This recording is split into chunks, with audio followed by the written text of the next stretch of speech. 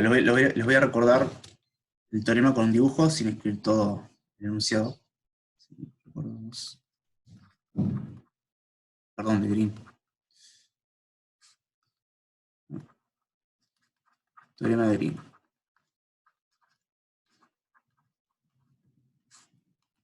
La situación era esta: teníamos una curvita que encerraba una región del plano, le llamamos C a esa curva, D a la región de adentro, la curva la orientamos en sentido antihorario, X es un campo en D, en realidad en un entorno de D, ¿sí? C1, no voy a escribir todo, pero es que es un campo en DS1, que es lo que dice el teorema de Green. Dice que integrar el rotor de X, en realidad vamos a hacer así, X lo vamos a escribir así, PQ, entonces lo que dice el teorema de Green, acá, integrar Qx menos Pi, esto es un número, adentro,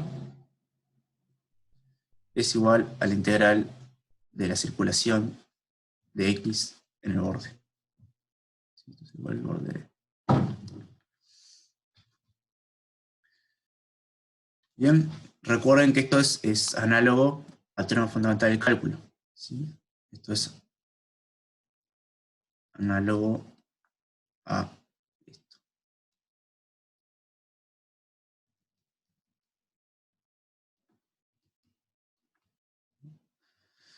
Es decir, X de acá vendría a ser como la primitiva del Qx menos Pi. La observación que les había comentado, observación, el rotor de X es 0, 0, Qx menos Pi. ¿Tá? Y para los campos que están en el plano, a veces usamos un abuso de notación y a esto también le decimos rotor de X, al Qx menos Pi. Si bien el rotor de X es un vector que vive en R3, en el caso de R2, podemos escribir esto como rotor de X, ¿tá? Si bien es un abuso de notación, se entiende por el contexto a que nos referimos. Esto se justifica porque va a ser el vocabulario que usemos en teorema de Stokes, donde eso sí va a estar en R3. También vimos la generalización de esto.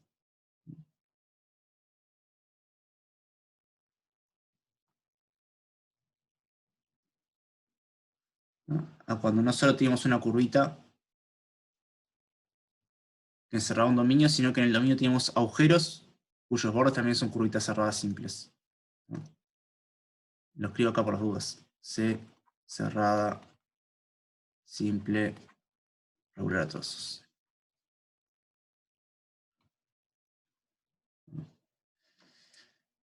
Acá tenemos, voy a hacer un poco más grande, una situación similar, pero con agujeros, ¿no? Tenemos una curva C, la orientamos de forma antihoraria, tenemos una región D adentro, pero también tenemos agujeritos. También los orientamos antihorario. Esto va a llamar C1 y C2. Bien. Y de la región de adentro. La generalización de Green con estas orientaciones era que integrar Qx menos Pi, de nuevo tiene el campo X, adentro en D, la región con los agujeros, es igual a integrar la circulación de X en C y restarle lo de las curvitas de adentro.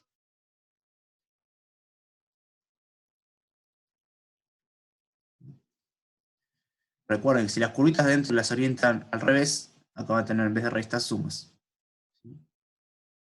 Yo, así por defecto, escribo en el plano todas las orientaciones de la curva antihorario y después veo cómo escribo esto. Cuando el campo está definido todo acá adentro, esto literalmente es sacar la integral de acá adentro usando el teorema de Green. Pero esto es un poco más potente porque el campo X podría no estar definido en puntos por acá y este relleno no tendría sentido. Tal es el caso del ejercicio 3. Vamos a usar donde va a pasar ese tipo de cosas.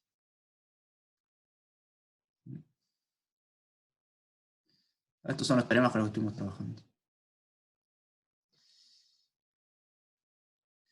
Bueno, en la clase pasada encaramos el ejercicio 3. El ejercicio 3 decía esto. Voy a de nuevo hacer un dibujito de la situación. En un punto P, un punto Q, una curvita alrededor de P que le llamamos, en sentido antirario, que le llamamos C sub P, una curvita acá, en sentido antirario, que le llamamos C sub Q. Tenemos X ahí campos, C1 y rotacionales. ¿No? Recuerden, esto significa rotor de X es igual a rotor de Y es igual a 0. Donde X definido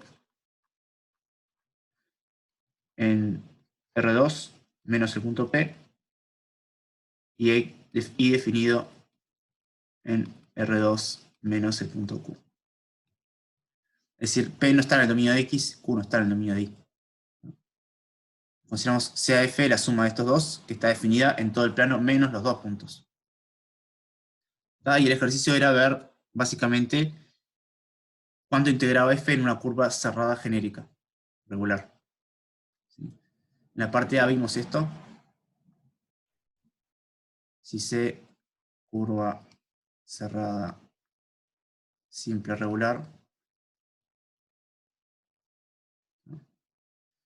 Entonces vimos tres condiciones. Si C encierra, no encierra a nadie, no encierra peña Q.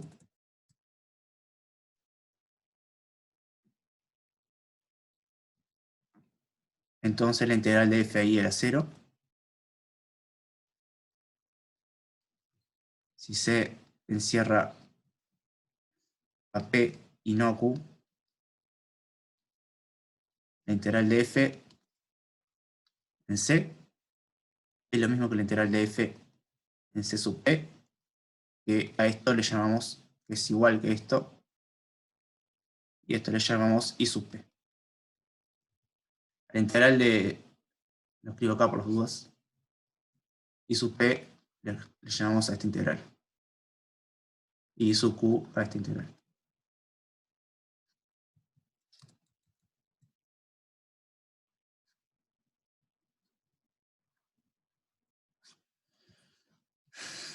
Y bueno, si C encierra a los dos,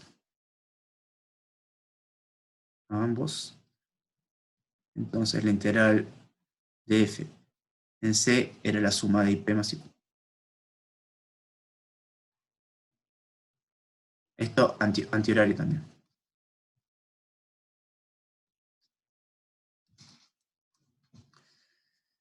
Bueno, ¿cómo era la idea para mostrar esto? No la vamos a repetir, pero les recuerdo cuál era el punto clave, ¿sí? Para esto probamos esta situación, probamos esto. De nuevo, dibujitos. Tiene una curva C, adentro una curva, o sea, adentro tienen, por ejemplo, punto P, y una curvita C' más chiquita. Todo antihorario. Si X y rotacional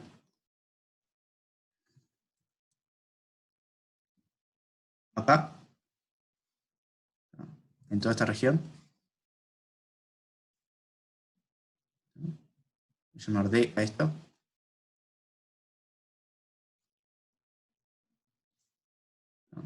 Entonces lo que probamos es que la integral de X en C y la integral de X en C' son iguales. Básicamente usamos eso para probar que podíamos escribir todo en términos de la integral de F acá y la integral de F acá. O sea, separamos la F en X más Y, estudiamos por separado el X y la Y, y bueno, hacemos esto tanto para el X como para la Y. Sí, y lo último que probamos era la parte C, creo. Sí, C. La parte C, ¿no? Lo que vemos es que si C curva que da n vueltas a P, P, y m vueltas a Q, entonces C por las dudas curva regular a trozos. Pero en este caso no es simple, es decir, la curva de esta ahora se puede autointersectar. La definición de simple, recuerden que es que la curva sea inyectiva, la parametrización. Entonces, la integral del campo F en la curva C, simplemente lo que hace es multiplica el número de vueltas por I sub P o por I sub Q. Es N y P más M y Q.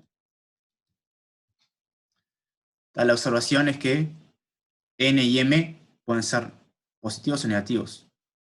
Es decir, N mayor a 0 quiere decir vueltas horarias, perdón, antihorarias.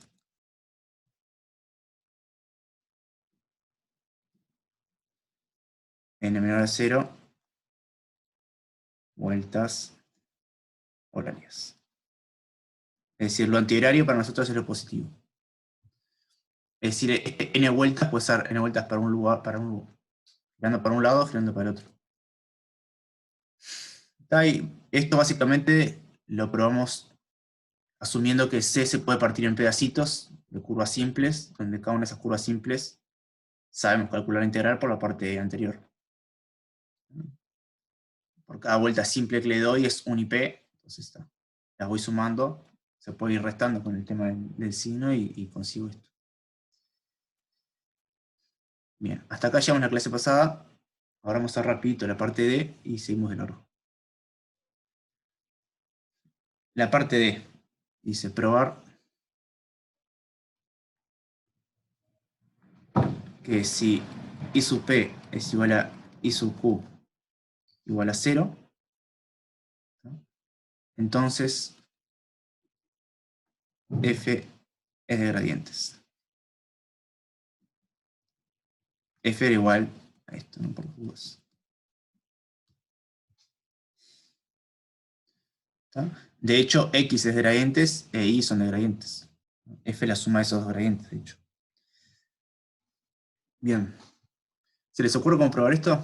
¿Alguien lo hizo?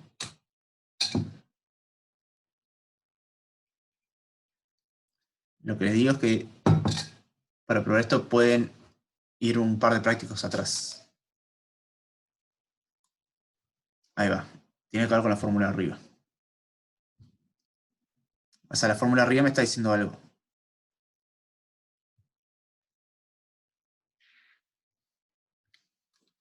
La circulación.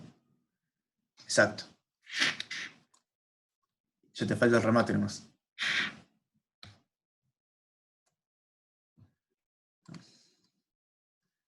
Si lo que dice Martín es que voy escribiendo lo que dice. Ahí va. Es eso. Es exactamente lo que dice él. No sé si están leyendo el chat. Pero básicamente es por parte C, o sea, por parte C, cualquier curva cerrada regular a trozos C cumple que la circulación de F en C es igual a 0. ¿Por qué? Porque es N y P más M y Q, donde N y M son la cantidad de vueltas que le dan al punto Q y M. Pero como IP y Q son 0, no importa la cantidad de vueltas que yo le dé, no importa quién sea el N y quién sea el M, porque este numerito ya es 0 y este numerito ya es 0. Entonces esto me va a dar 0 siempre. Y una vez que tengo esto, hago memoria y recuerdo o el teórico o lo que hicimos en el práctico, es que hay un teoremita de equivalencias. No sé si lo recuerdan, que decía que una función es gradiente si solamente si la integral en toda curva cerrada era 0, si solamente si la integral de la circulación de F no depende del camino. ¿No? Bueno, acá tenemos una de las equivalencias, o sea, una de esas equivalencias, entonces tenemos que F es un gradiente. Por teorema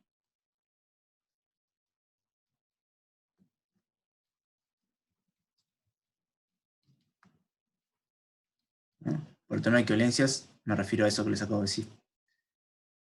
Tenemos que F es de gradientes. Bien, ¿el resto siguió eso? Ahora voy a discutir un poquito este resultado. Quiero saber si hasta acá me están siguiendo. ¿O le quedó alguna duda de lo que hicimos en la clase pasada? Yo fui medio rápido, asumiendo que más o menos me habían creído todo.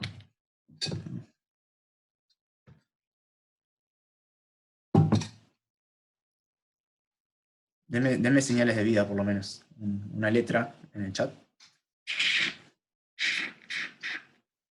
Una letra me alcanza.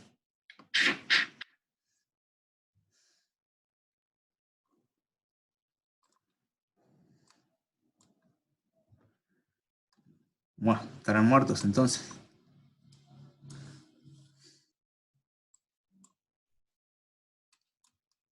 ¿Están ahí o no están ahí?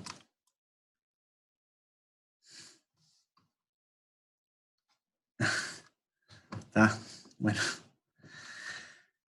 Bien. Bueno, lo que yo o sea, el comentario que iba a hacer para esta parte es el siguiente. Recuerden esto, ¿no? Acá termina este ejercicio. Otra observación. Nosotros por hipótesis tenemos que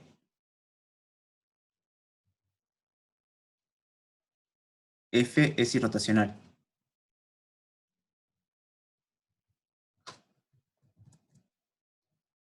Es decir, el rotor de F, donde está definido F, es 0. El rotor de F es igual al rotor de X más el rotor de Y, que es igual a 0 más 0, que es 0. Bien. ¿Por qué yo no puedo afirmar? O sea, no sé si recuerdan un teorema que decía que un campo rotacional casi que es un campo de gradientes. ¿Por qué en este caso que F sea rotacional no me garantiza de que F sea de gradientes? Solo con esa hipótesis. Si bien después va a terminar siéndolo, no me lo garantiza. Esa es una posible pregunta en un examen, por ejemplo, si tuvieran este ejercicio. ¿No es porque el dominio no es simplemente conexo? Ahí va, exactamente. Ahí está la joda. Es que en el dominio tengo agujeritos. Estoy en el plano. Entonces el dominio no es simplemente conexo. Recuerden que simplemente conexo significaba que todo lazo, toda curva cerrada, simple si quieren, la puedo ir reformando a poquito a cualquier punto. En R2 si tengo un agujero, ese agujero como que me tranca estos lazos y no los puedo llevar a un punto. Por lo tanto, un plano menos un punto no es simplemente conexo y menos 2 o menos n puntos tampoco. Entonces, como el dominio de F no es simplemente conexo, no puedo garantizar, solo con esa hipótesis obviamente,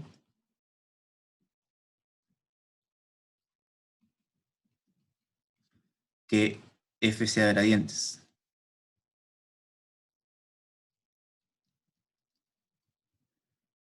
Sin embargo, ¿qué fue lo que hicimos?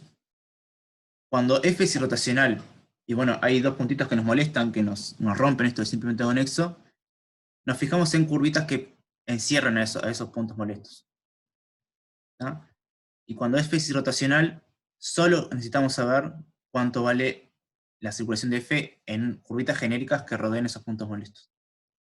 Si en esa curvita la circulación es 0, de alguna forma lo que estamos diciendo es que esos puntos no me molestan. ¿Tá? Es decir, no me molestan para el teorema. Sí, el F va a seguir siendo, va a ser un campo de gradientes. O sea, con la hipótesis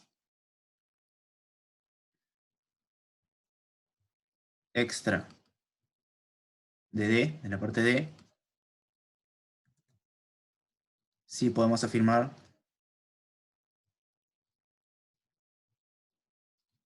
que F es de gradientes.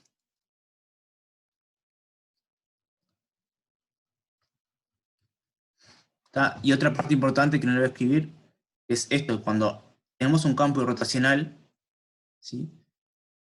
Yo muevo un poquito el borde y la circulación es la misma. Es decir, yo tengo un campo rotacional, tengo este borde, lo que hicimos hoy, tengo este otro borde, y acá donde no está definido, imagínense que no está definido en todo un conjunto feo por acá. Pero no importa, si todo en esta sección, la parte de afuera, si la función, el campo es rotacional, la integral en C o en C', o sea, la circulación, va a ser la misma. Eso es fundamental y lo vamos a usar. En algún ejercicio vamos a usar algo de esto. De hecho, esto también sirve para Stokes. Ahora lo vamos a ver.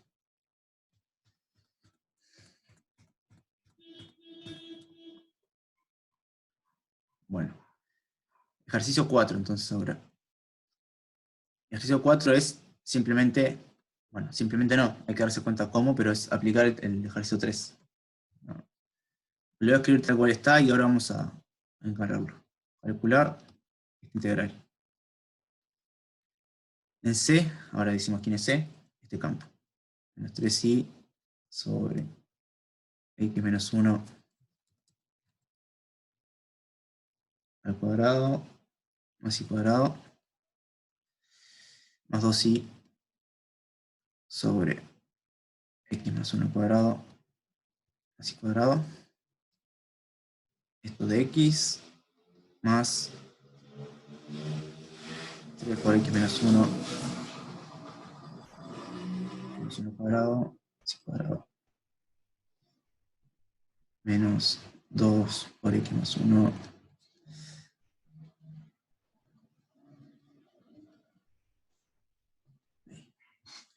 C es una curva cerrada, regular a trozos,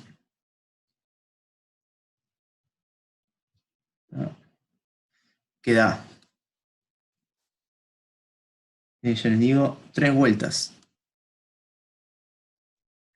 antihorarias en el punto menos 1, 0,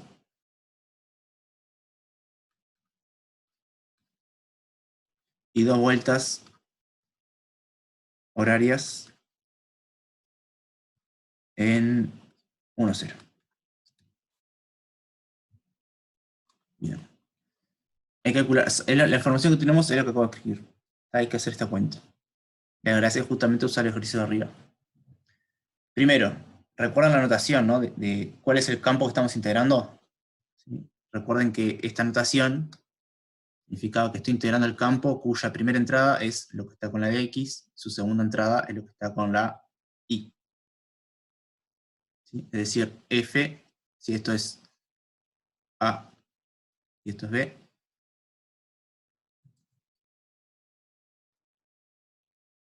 el campo que estoy integrando es esto, ¿no?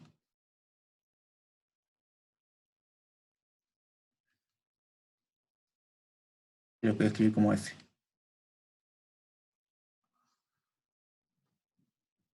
Esa es la notación. Bueno, ¿cómo llevo esto a una situación similar a la del ejercicio anterior? ¿La recuerdo la situación?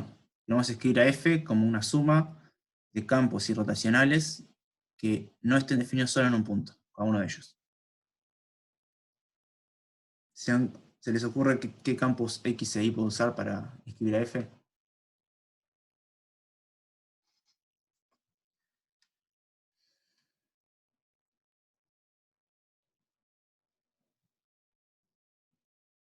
A ver.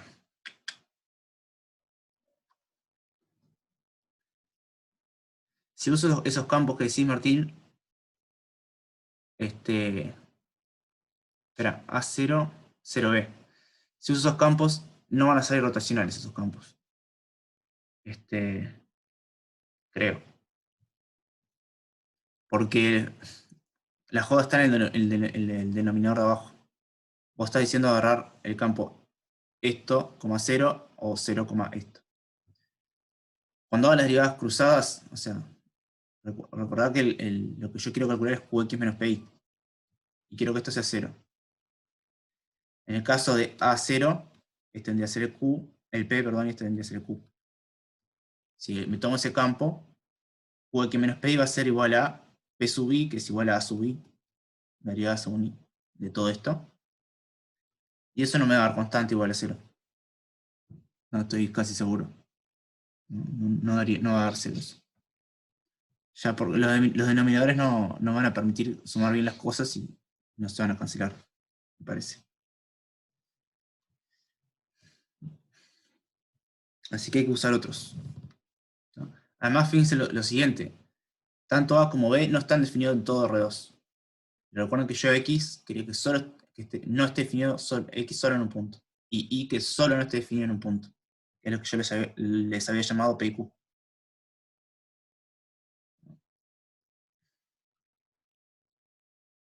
¿Dónde no está definido A?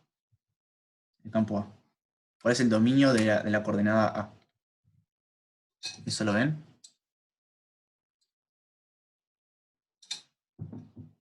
A está definido en todos lados, menos cuando los denominadores esos de abajo se hacen 0. Eso se da en el punto 1,0 y en el punto menos 1,0. Que son justamente los puntos a los que le damos vuelta. No sé si se dan cuenta de eso. Por letra.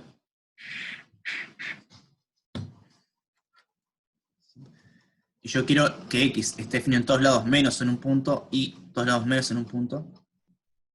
Por lo tanto, yo A y B los quiero partir. A y B no están definidos en 2 puntos, cada uno de ellos. Entonces yo voy a partir el A en 2 pedazos, el B en 2 pedazos, y voy a unir esas cosas de tal forma que escriba F como una suma de campos donde no esté definido cada uno de ellos en un solo punto.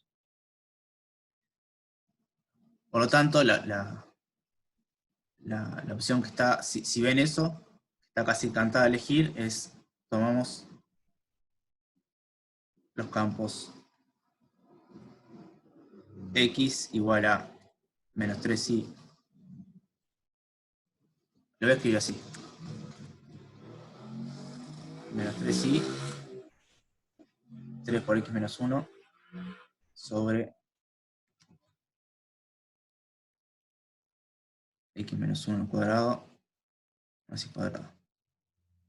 Es x, y el campo y va a ser igual a 2i menos 2x más 1, todo sobre x más 1 al cuadrado.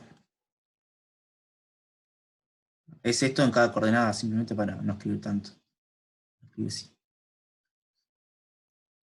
Bueno, primera observación, observar varias cosas. Primer punto, ¿está? X definido en R2 menos el punto 1, 0. Es decir, X está definido en todos lados menos en este punto. Y definido en R2 menos este otro punto.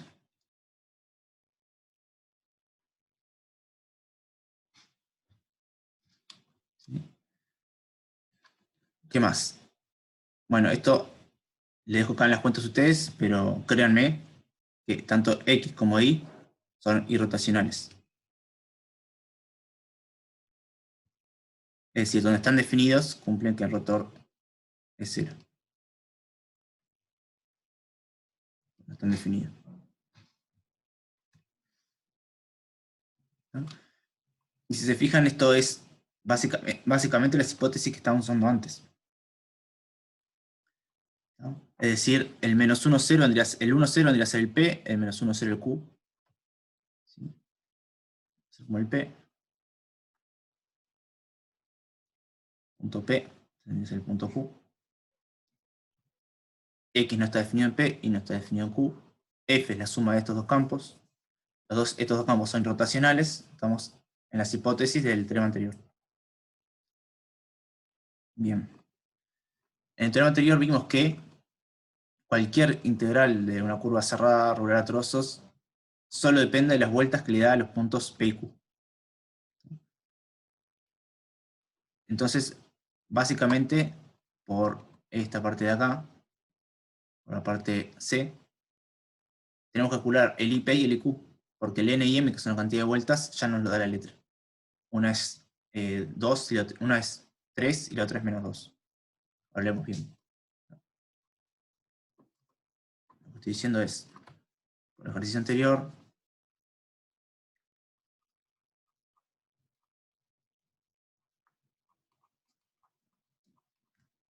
la integral de f en la curva C va a ser igual a n por IP más m por IQ, donde n es la cantidad de vueltas que le doy al punto P. La cantidad de vueltas que le doy al punto P es la cantidad de vueltas que le doy al punto 1, 0. La cantidad de vueltas que le doy al punto 1, 0 son 2 horarias. Recuerden que las horarias lo contamos negativas, entonces n es menos 2. Y m es la cantidad de vueltas que le da al punto Q, que es el punto menos 1, 0, y este por letra era 3.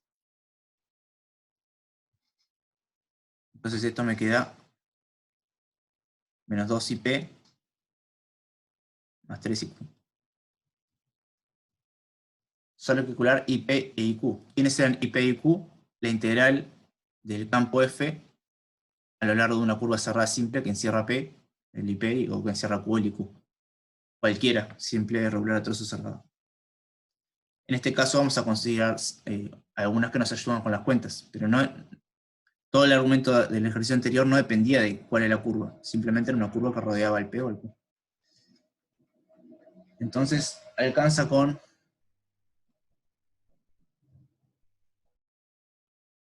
calcular IP e IQ. Bueno, ¿quién es IP? Es la integral de F en la curva CP, donde CP rodea a P, que es el punto, ya les digo, 1, 0. Sí, ya voy.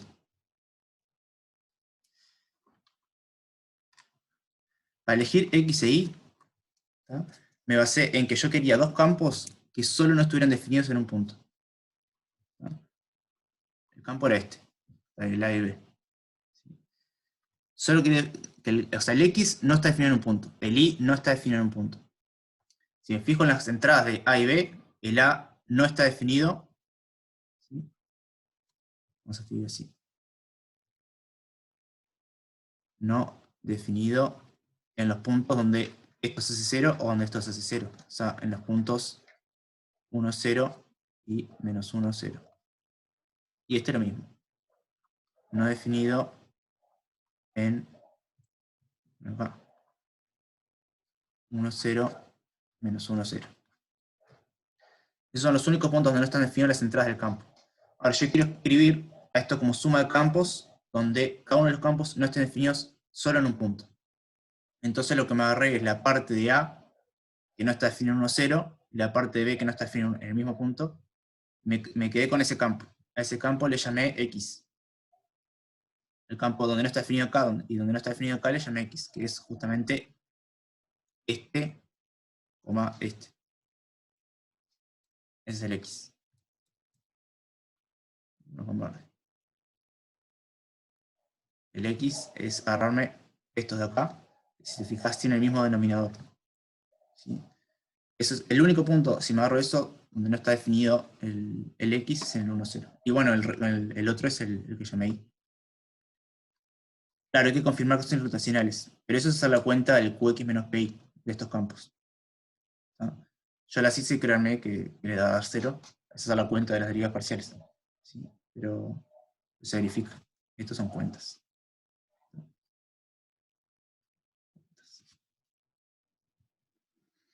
No, de nada. Bien, volviendo al remate, nos falta estudiar esto.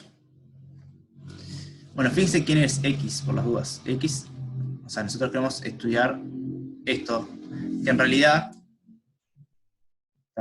C sub P, vamos a suponer que no rodea Q, en realidad I sub P lo hemos definido como esto. Aquí lo escribí mal, así lo hemos definido. Sub P a X. Y el I sub Q a integrar I en C sub Q.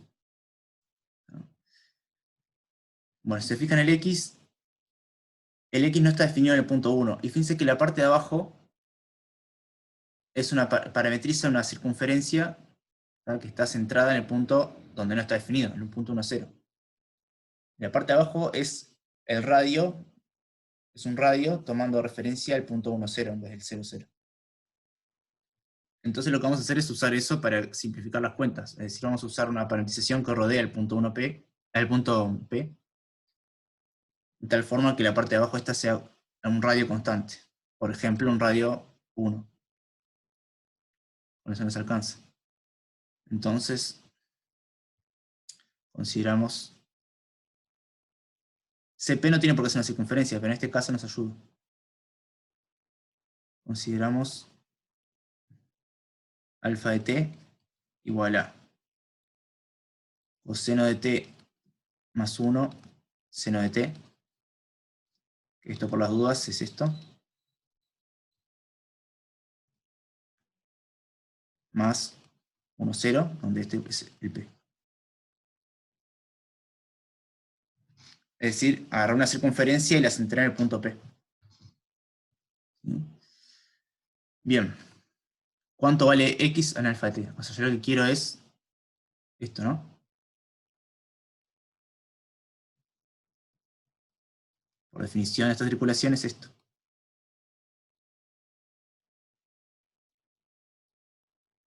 Sería 2pi. Por las dudas, la curva que elegí rodea el punto P, ¿no? Alfa rodea a P y es siempre irregular.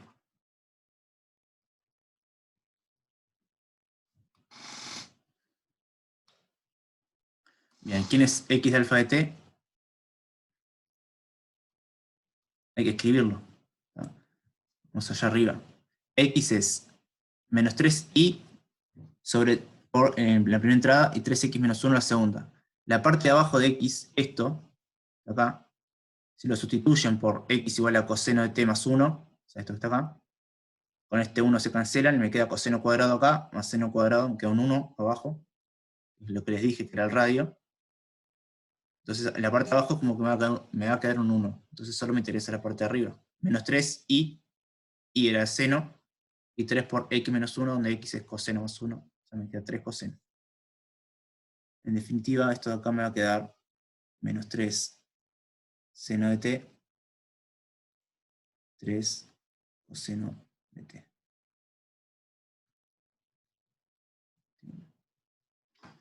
Alfa prima de t,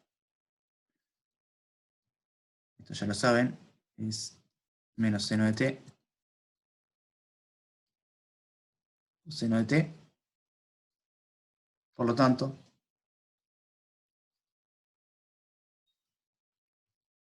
la integral de x, o sea, i sub p, la integral de x en sub p, es esto que está acá arriba, les queda la integral entre 0 y 2pi, de esto producto escalar esto. Si se fijan, les queda 3 por seno cuadrado de t más coseno cuadrado de t. Estos son 1. Así. Por lo tanto, esto les queda 3 por 2pi, o sea, 6.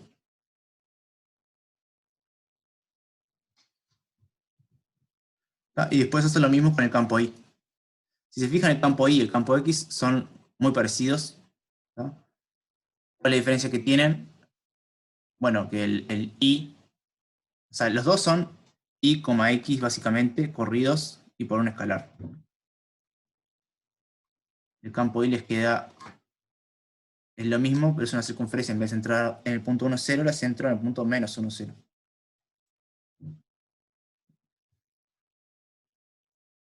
Entonces, I sub Q es la integral de I en C sub Q, donde C sub Q rodea a Q. De forma análoga,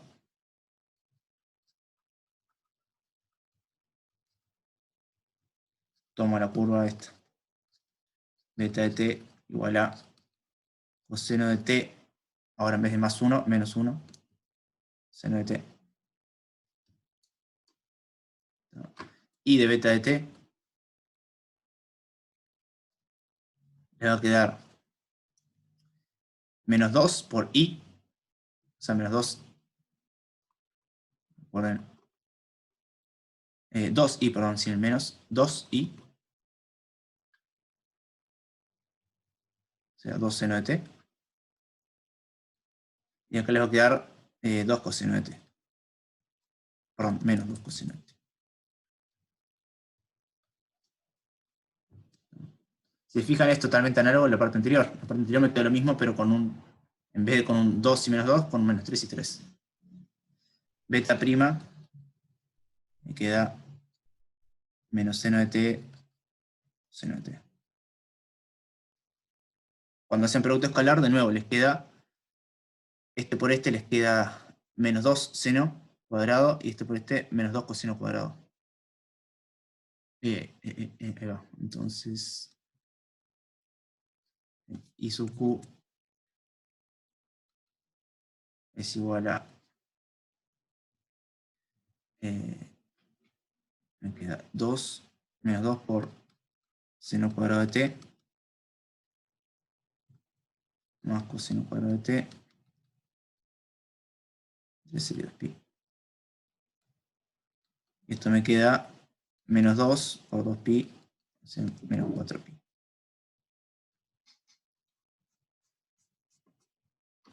Bien.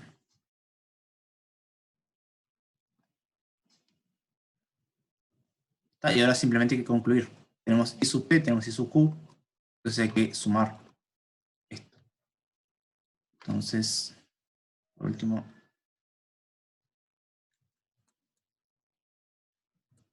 o sea, concluimos. La integral de f en c era igual a menos 3 I sub p más 2 I sub q, creo que era esto. Menos 2 I sub p más 3 I sub q. Al revés.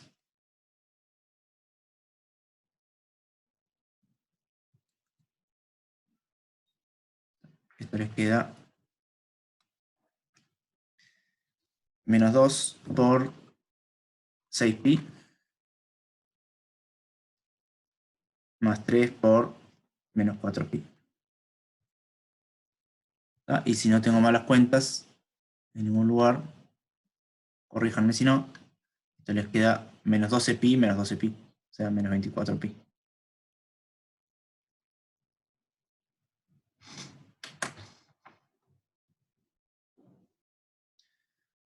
No, espero no haberle, a ver si no puse ningún signo mal.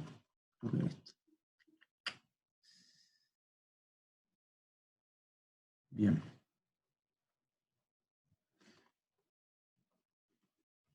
Fíjense que orienté, recuerden, eso es importante, llevé toda la situación al formato del ejercicio anterior. Es decir, que todo con orientación positiva, es decir, antihoraria. Calculé el IP y su Q con orientación antihoraria. Por las dudas, no lo dije, pero esta beta de t y la alfa de t de arriba son en dirección antihoraria. Las coordenadas coseno de t, seno de t, recorren la circunferencia en dirección antihoraria. Entonces están bien. Bien. Y después es usar la formulita esta, simplemente. ¿Qué más? Y bueno, acá termina este ejercicio. Esta es una de las gracias de integrar la combinación de integrar campos irrotacionales con el teorema de Green, ¿no? De que puedo reducir todo a integrar en curvitas, y no importa esa curvita. Lo que me importa es si le da vueltas o no a los lugares donde no está definido el campo.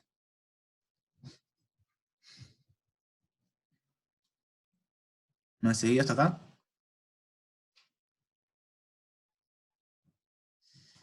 Si me siguieron hasta acá, seguimos con Stokes. Vamos a ver qué dice el teorema y hacer algún ejercicio de eso.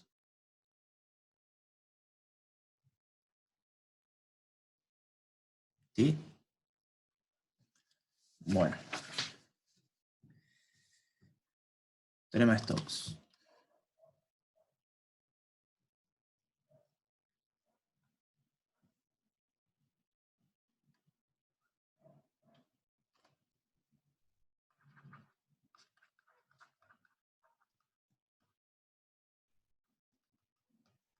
¿Está? Versión superficie paramétrica.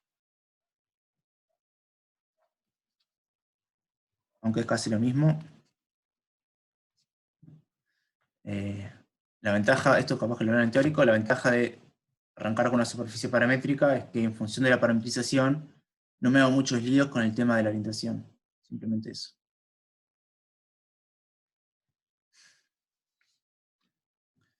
Entonces, o si no, vamos a escribir esta versión. Y después les digo la versión general. Empiezan igual que Green, sea C curva.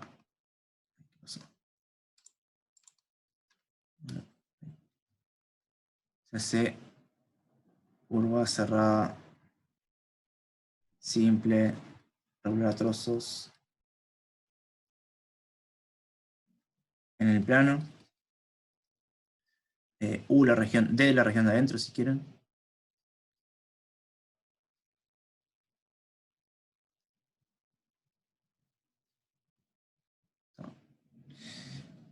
Ahora, lo que hacen con ese dominio no es integrar un campo ahí, sino esto va a ser el dominio de una parametrización.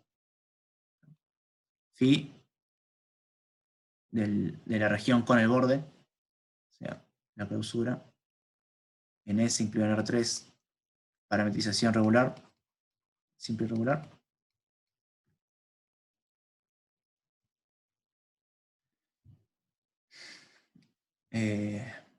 Bueno, la observación es que el borde de S, como observación, el borde de la superficie es la imagen del borde de D. Que es el borde de D es la curva C. Ahora un dibujito. ¿Sí? Si tienen todo esto en la cabeza, agreguen que tiene un campo en la superficie, X campo, C2 en la superficie, S. Entonces, tienen lo siguiente, es lo mismo. O sea, la escritura es igual, pero no es exactamente lo mismo, ahora lo discutimos. El rotor de X adentro de la superficie, ahora estoy hablando de superficie, es igual a la circulación en la superficie afuera. Donde, por las dudas, esto lo escribo en función de la parametrización. Es decir, esto de acá es igual a esto.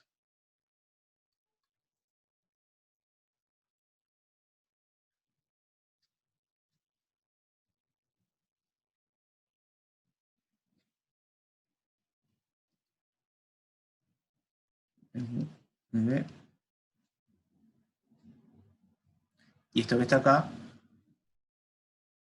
es igual a esto. Vamos a hacer así.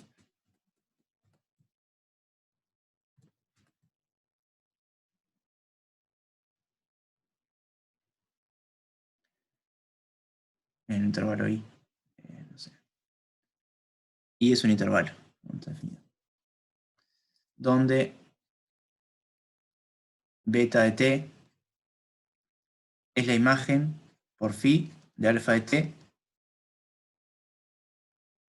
siendo alfa de t parametrización de C en sentido antihorario. Bueno, vamos a hacer un poquito de dibujos porque si no, capaz que esto marea. Los dibujos van a simplificar todo, me parece. Tengo acá, acá abajo tengo D, en el plano.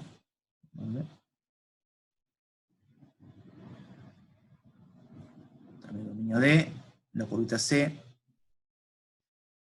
con la parametrización phi, estoy levantando esto a una superficie.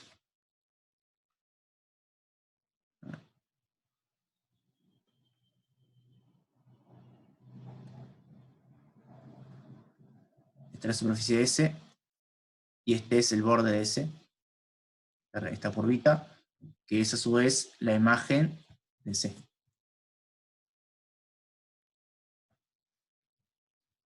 Y acá arriba tengo definido un campo, en la superficie S. Lo que está diciendo es que con estas definiciones, si quieren, del rotor, integrar el rotor de X y integrar la circulación de X, tanto en el borde como en S, tenemos esta igualdad. ¿Sí? Integrar para esta parametrización el rotor de X adentro de la superficie es como calcular la circulación en el borde. ¿Sí? Todo eso se traduce, o sea, como siempre hicimos, al tener una parametrización, la parametrización la uso para traer todo al plano, siempre. La superficie como que las traigo al plano mediante phi. Es decir, todas las cuentas, en vez de hacerlas acá arriba, las hago acá abajo. Es lo que está escrito acá en rojo. Las cuentas escritas ahí abajo. La filosofía del teorema es la misma que de Green. Integrar adentro algo es como integrar otro algo en el borde. Donde un algo es como la derivada del otro algo. Hay una diferencia que después, ahora le escribo la observación de que esto acá es un flujo. El integral de un campo en la superficie es un flujo. Este es el integral de un campo en una curva, esto es una circulación. En el teorema de Green, vamos un poquito para arriba, no hablo de flujo porque estoy hablando de una integral en R2. En el teorema de Green, esto que está acá, también es una circulación, pero esto que está acá a la izquierda, si bien yo la llamo rotor, visto, o sea, como está escrito, esto es una función escalar, integrada en un dominio de R2. Es decir, esto simplemente es integrar una función escalar en R2, no estoy calculando ningún flujo, aparentemente. Pero la observación es que esto generaliza a Green si lo pensamos así.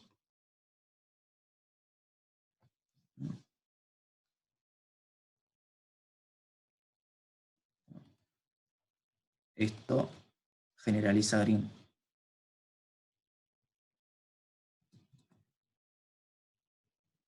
¿No? Si pienso a D de Green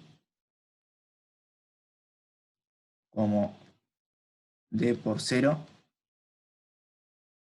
esto es un 0, incluido en R3, ahora es una superficie en el espacio. ¿No? Con normal 0, 0, 1.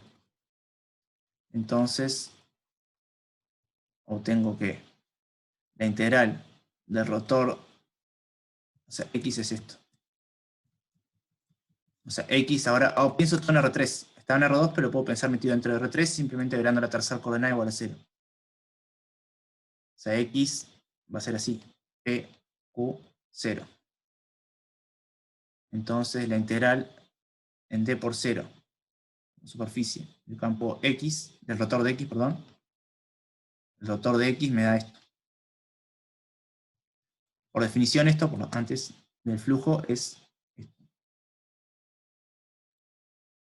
Esto por definición. Rotor de X proyectado en la normal. Donde la normal es 0,01. Entonces esto me queda esta integral.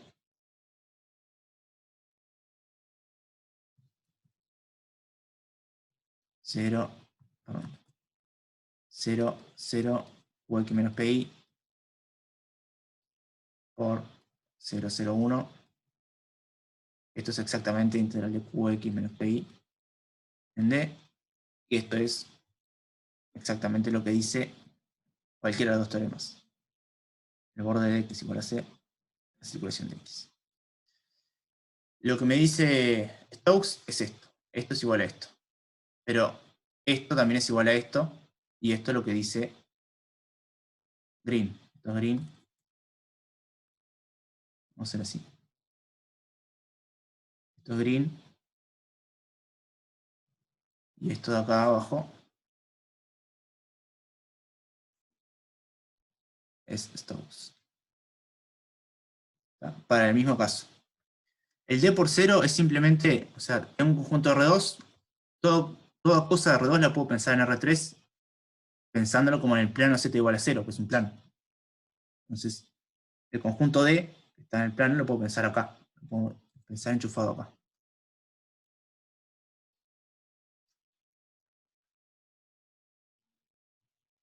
Z, X, Y. Conjunto D lo puedo pensar acá.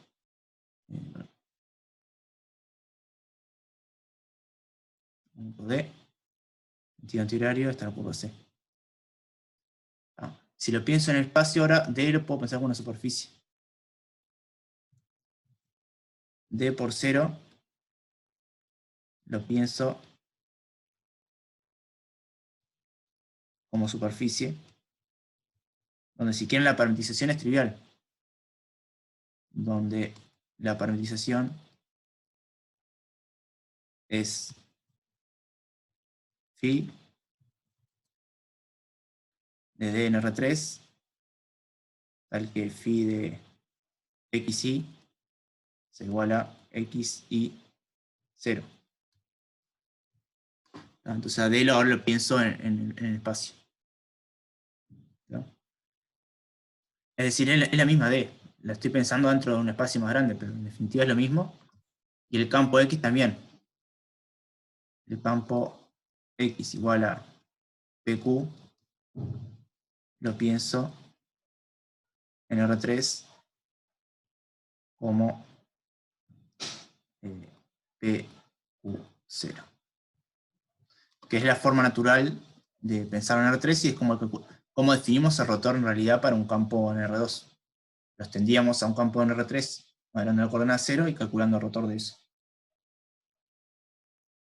Entonces ahora la situación es idéntica a la de Green, con la diferencia que ahora el D, en vez de pensar en R2, lo pienso en R3. Es el mismo conjunto, entre comillas, y el teorema de Green tendría que valer, pero el teorema de Green, lo que estoy diciendo, me dice exactamente lo mismo que de Stokes para este caso.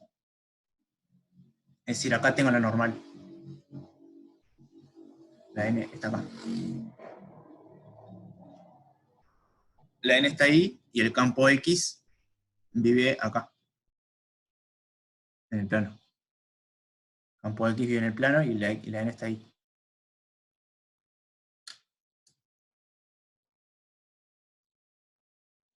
¿No? Y simplemente entonces, quiero decir que, bueno, proyectar el rotor de X es colineal con n. X está acá y el rotor de X lo voy a hacer con otro color. No me quedan colores. El rotor de X está acá.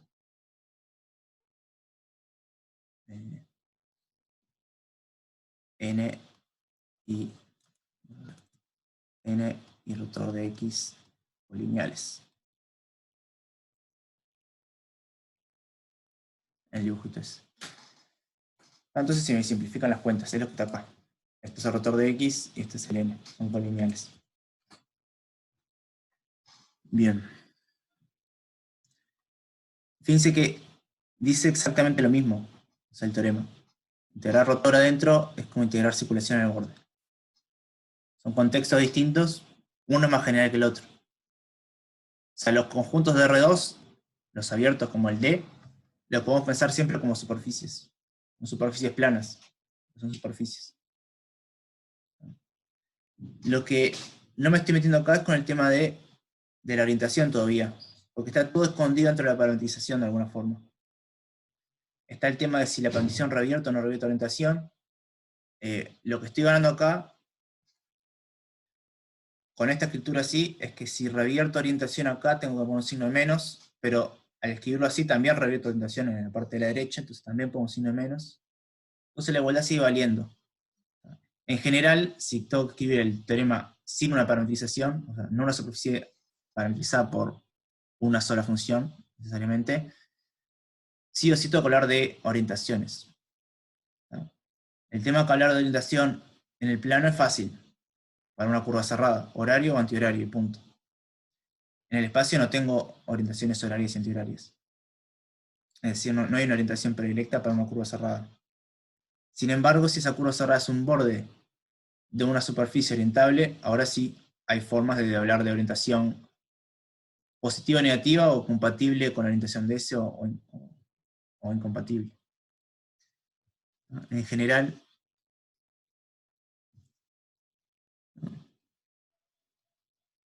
que es como lo vamos a pensar ahora, cambié la letra.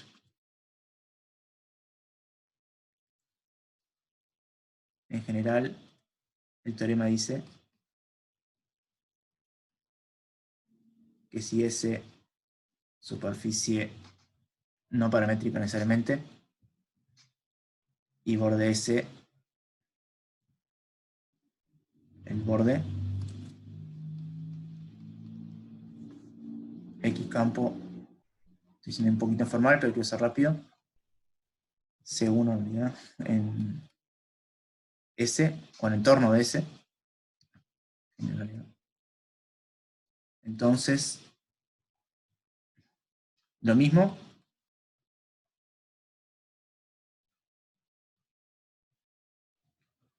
siempre y cuando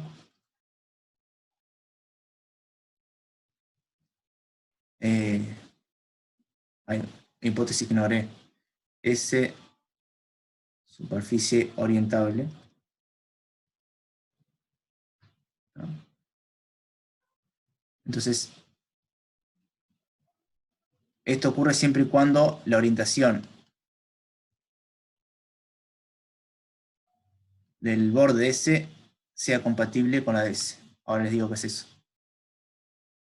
O también se le dice positiva.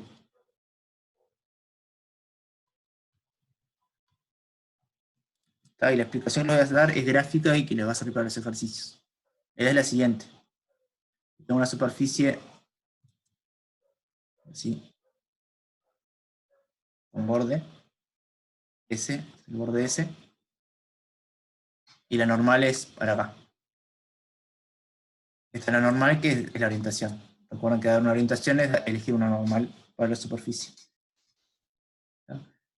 ¿Cómo oriento la curva? O sea, una forma es orientarla para allá y la otra para allá. ¿Cómo sé dónde orientarla si esta es la normal? ¿No? La orientación compatible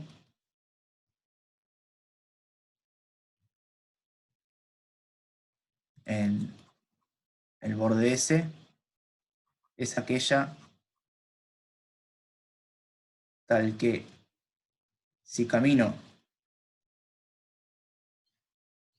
parado en S como N, como el vector N, la normal, veo la superficie a la izquierda.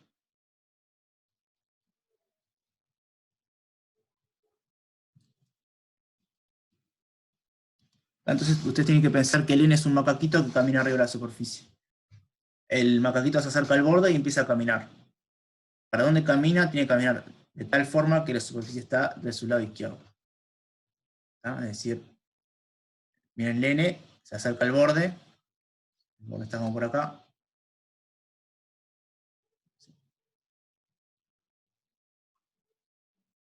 Este es el macaquito. Hicimos las patas. Se acercó al borde del macaquito. Entonces dice, bueno, estoy cerca de este punto, cerca del borde.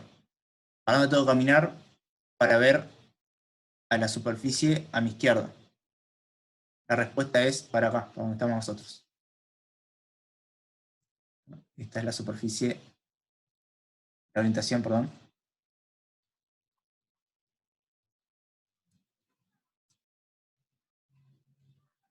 compatible. Fíjense que si el macaquito, en vez de venir para donde estamos nosotros, va para el otro lado, a su izquierda va a haber un precipicio y a su derecha va a haber la superficie. Es al revés de lo que queremos. Claro, la regla de mano derecha es exactamente eso. Exactamente. La regla de mano derecha es el pulgar de la mano derecha, es el N, ¿tá?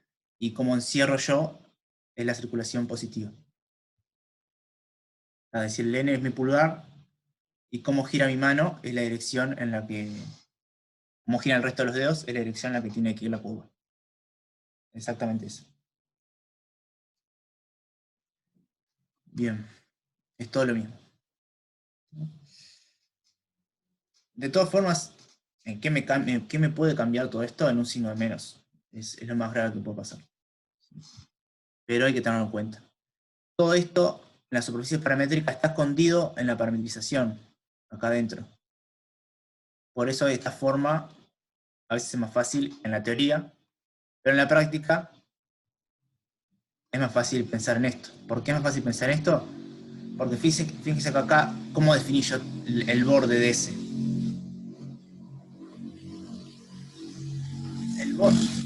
El borde de ese lo definí primero, parametricé con alfa de t la curva C, lo que puse acá.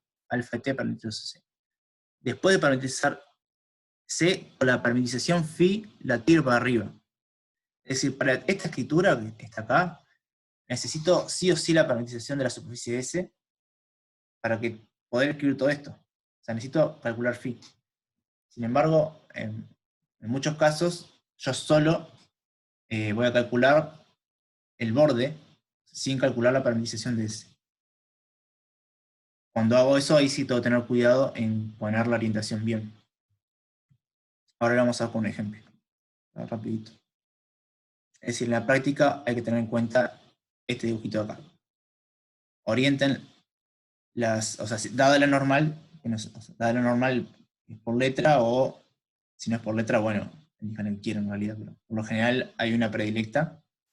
Dada la normal, tiene que girar de tal forma de tener, o sea, tiene que caminar por el borde de tal forma de tener la superficie a la izquierda. Es exactamente lo que dice Sofía, que es la regla de la mano derecha. Piénselo en la forma que más le sirva. Bien. Vamos a ver el teorema en acción con un ejercicio. Ejercicio, les digo. Vamos a hacer el 7, que es rápido.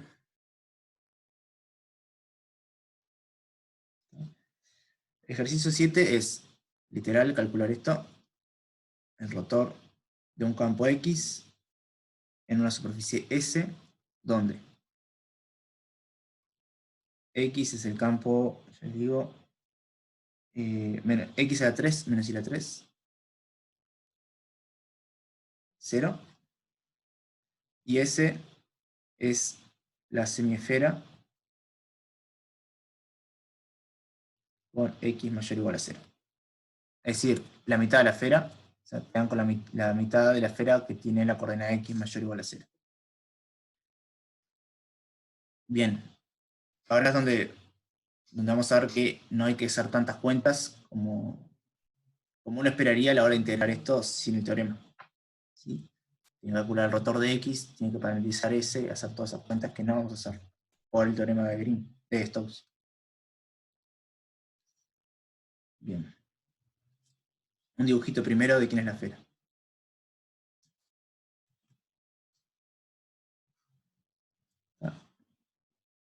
La esfera es, si este es X, este es Y, y este es Z, la esfera es la de toda la vida y me quedo con la parte que está contra nosotros. Si quieren, este es el borde de la esfera.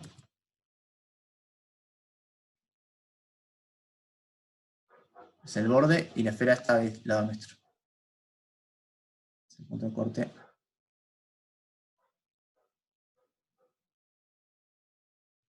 ¿No?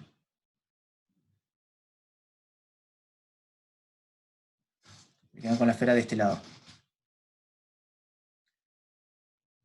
Esto no está arriba de la esfera por las dudas. Si quieren. Vamos a hacer así.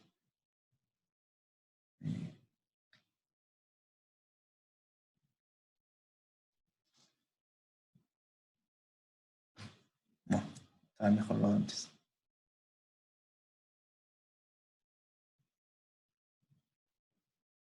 Bueno, algo así, no importa. Entonces, por teorema de Stokes, esto, que es lo que nos piden, va a ser igual a... siempre y cuando las orientaciones estén bien. Ahora, ¿cuál es la normal que yo voy a elegir acá? Exterior. Lo dice la letra. La exterior, bueno, no está bien dicho adentro y afuera, en una superficie así, pero bueno, con exterior todos medio que nos damos cuenta a cuál normal nos referimos. Si estoy viendo la esfera desde acá, hablo del normal que apunta hacia nosotros. Si estoy en el borde, la normal es para acá. Es decir, la normal es así. Esta es la normal que quiero. Lo rojo que dibujé es el borde de la superficie.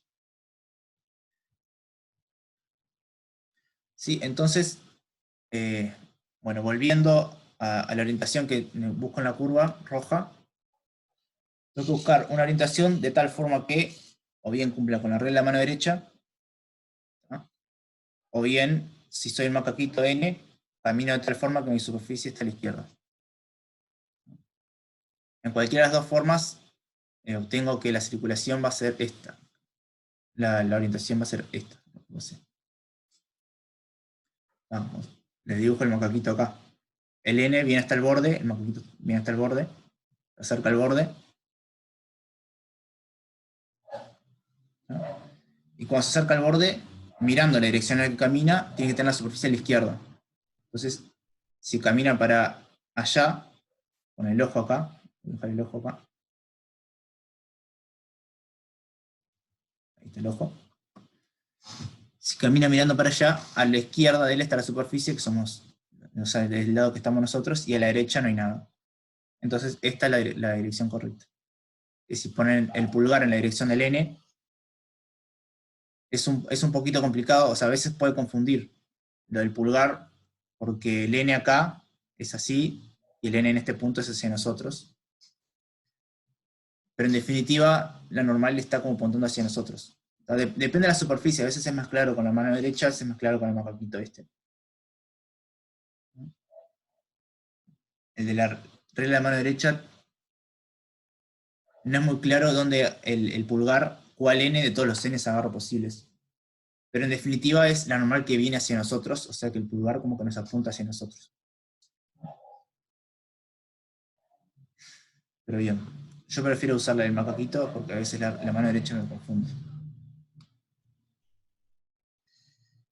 Entonces, de alguna forma, la orientación que queremos en el plano x igual a 0 es antihoraria.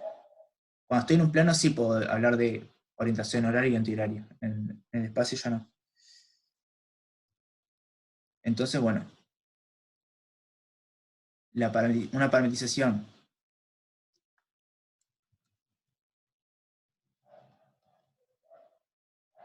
compatible con la orientación de S es alfa de t compatible del borde de S con la orientación de S es alfa de t igual a recorrer esto rojo así. La coordenada x es 0, la coordenada y la voy a escribir como coseno de t, la coordenada z como seno de t. Por las dudas, esta es una circunferencia de radio 1, ¿no? Porque la esfera es de radio 1. Bien. ¿Quién era el campo X? Esto, y ahora simplemente hacer la cuenta. Ahora no tuve que calcular ni siquiera el rotor de X, no tuve que parametrizar la superficie S, solo parametricé la curvita roja y calculo la circulación. Y con eso ya gané. Entonces, la circulación de X en el borde de S es esto.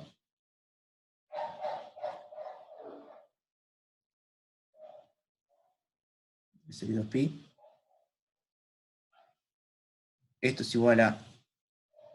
El campo X en la primera entrada tiene X a la 3. X es 0. O sea, la primera entrada va a ser 0. Segunda entrada, menos y a la 3. El y es coseno, o sea, me queda menos coseno a la 3. Y tercera entrada es 0. Por otro lado, la derivada de alfa me queda 0 menos seno de t coseno de t.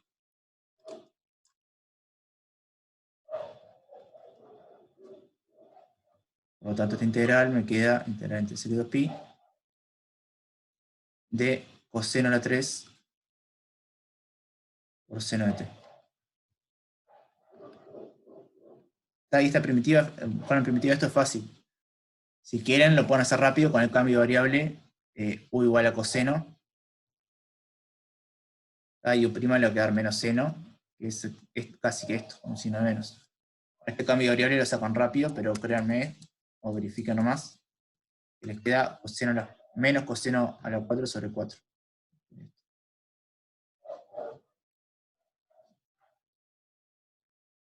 Entre 2pi y 0.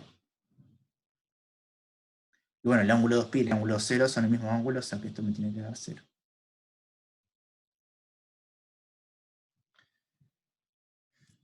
Vi el teorema de Stokes, probamos que esta integral, el rotor de esta función en la superficie S es exactamente 0.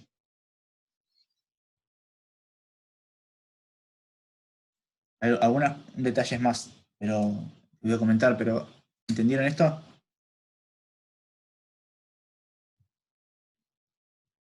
¿Me siguieron hasta acá? Ahora voy a hacer algunas variaciones del ejercicio, a ver si saben responderlas. Pero para eso quiero saber si me entendieron hasta acá.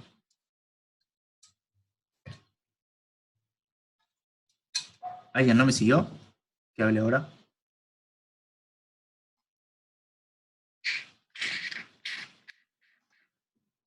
Bueno. Primera variación. ¿Qué pasa si en vez de la esfera con la X positiva, yo me agarraba el otro pedazo de la esfera?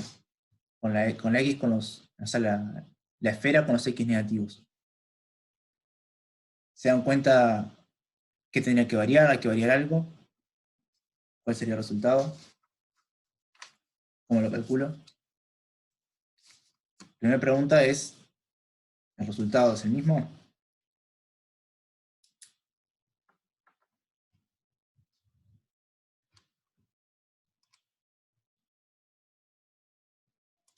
Ahí va. Exactamente. O sea, piensen que son el macaquito que está en el borde.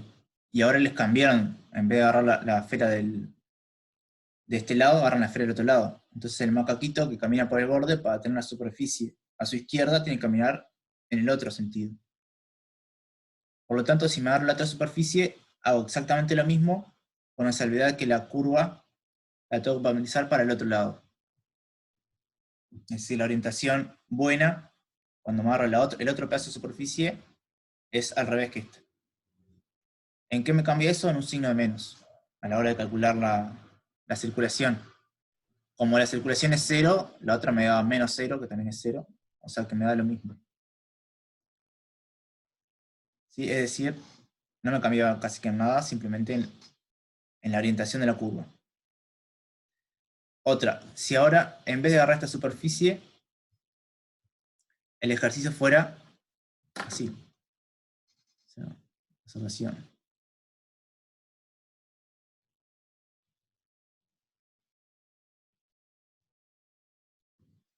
Si en lugar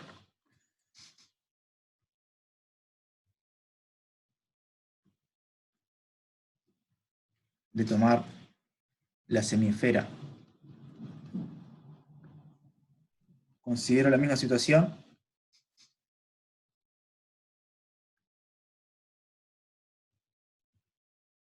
¿tá? Pero ese ahora es el disco, ¿tá? De centro 0, 0, radio 1 en el plano z igual a 0. Es decir, en vez de tomarme el pedazo de circunferencia, me agarro la parte chata de adentro, por decirlo de una forma. Si tengo esto, este es el borde del disco, y me agarro, en vez de la esfera que pasa por ese borde, me agarro la parte de adentro, parte chata. ¿En qué cambiaría el ejercicio si me agarro este pedazo?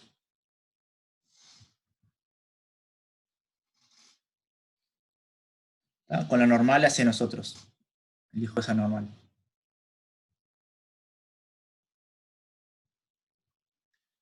¿Tá? Tienen que encarar el mismo ejercicio y ahora la superficie que les doy es esa. ¿En qué cambiarían las cosas?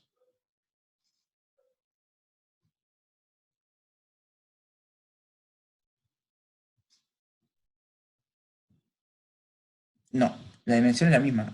O sea, estoy hablando de superficies y el mismo borde. Bien, no modifican nada. Fíjense en qué lugar del razonamiento que hicimos usamos la superficie S, que nos da la letra. Fíjense que casi que lo único que lo usamos la S es para hablar de su orientación a la S. Fue lo único que usamos de la superficie S. El borde y su orientación. Fíjense entonces, lo que estamos viendo es que el teorema de Stokes me permite de alguna forma, manteniendo el mismo borde, cambiar la superficie a otra que tenga el mismo borde y con, bueno, la orientación parecida. Porque solo me importa el borde y la orientación del borde. La orientación buena del borde. Si tengo eso, la superficie en realidad no me importa para nada, una vez que tengo que calcular solo circulaciones. ¿No? Es decir, si hago esto, si en lugar de tomar la semiesfera considero esto, el razonamiento sigue igual. El razonamiento es exactamente el mismo. No varía el resultado. ¿No? Es decir, le da como cierta plasticidad que no tenían en el plano, porque en el plano tenían menos lugares de movimiento, o sea, tenían 2 dimensiones. Ahora, la superficie que está, entre comillas, adentro de la curva, la puedo mover por donde yo quiera. Es decir, tengo este borde con esta superficie. Bueno, ahora le meto un dedazo a esta superficie, y esa superficie la transformo en esta otra superficie. ¿Sí? La transformé y le doy otro dedazo y la transformo en otra, ¿sí? Que, no sé, que haga esto.